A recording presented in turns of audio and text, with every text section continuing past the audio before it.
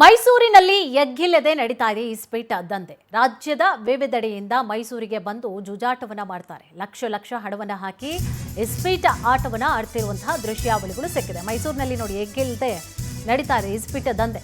ಬೇರೆ ಬೇರೆ ಕಡೆ ಇಲ್ಲಿಂದವರು ಮಾತ್ರ ಅಲ್ಲ, ರಾಜ್ಯದ ವಿವಿಧ ಕಡೆಯಿಂದ ಮೈಸೂರಿಗೆ ಬಂದು ಅಲ್ಲಿ ಏನ್ ಮಾಡ್ತಾರೆ,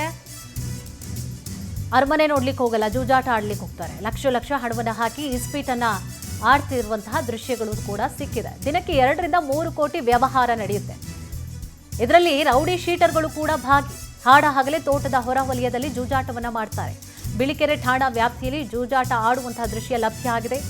ರೌಡಿ ಶೀಟರ್ ಮುಜ್ಜು ಜಯರಾಮ್ ಭಟ್ಟ ರಮೇಶ್ನಿಂದ ದಂಧೆಯಾಗಿದೆ.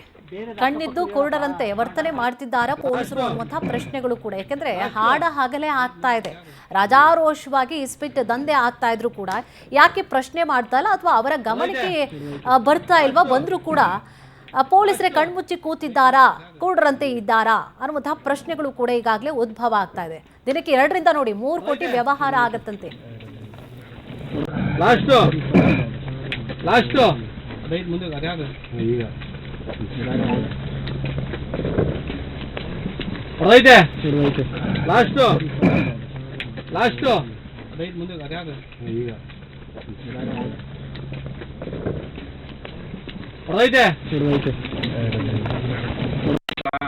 ಬೇರೆ ಅಕ್ಕಪಕ್ಕ ಹೇಳಪ್ಪ.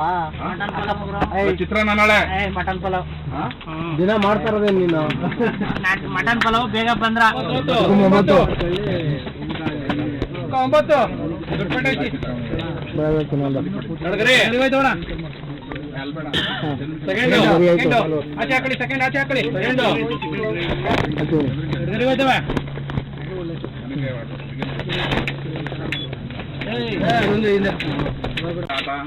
ಬೇರೆ ಅಕ್ಕಪಕ್ಕ ಹೇಳಪ್ಪ.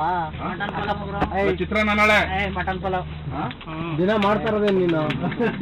ಮಟನ್ ಪಲಾವ್ ಬೇಗ ಬಂದ್ರ 9